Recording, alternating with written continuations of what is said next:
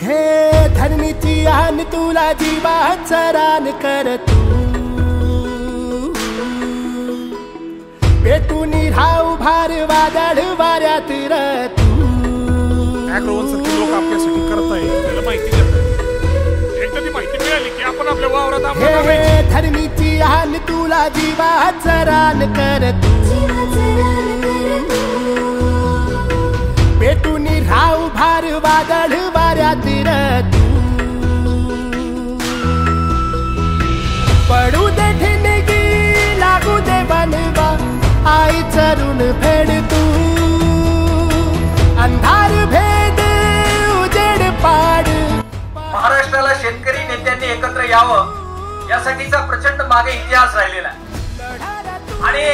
जेव्हा जेव्हा आम्ही एकत्र आलेलो आहोत नम्रपणानं पंचभूम मान्य करूया आपली इच्छा असो नसो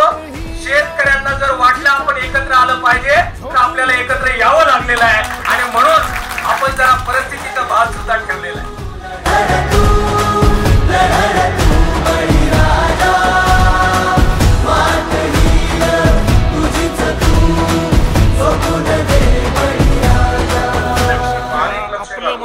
मला असं वाटतंय का आज आपण इथं एकत्र आलो आता एवढेच लोक एकत्र येऊन फक्त स्टेजवरचे त्याच्यामध्ये एक समान कार्यक्रम आपण सरकारसमोर ठेवणं फार गरजेचं आहे आणि तो जर ठेवला आपण तर मला वाटतं एक चांगल्या प्रकारचं वातावरण कसं आहे आंदोलन माणसाला जिवंत ठेवतं दिलासा देतं निवड सरकारलाच ते प्रश्नचिन्ह निर्माण करत नाही तर ज्या शेतकऱ्यांच्या डोक्यात प्रश्न आहे त्याचे प्रश्न सोडण्याचं काम या आंदोलनाच्या माध्यमातून होत असतं शपथ घेऊन फुलवसार काळाईची पुण्याई खेळतीच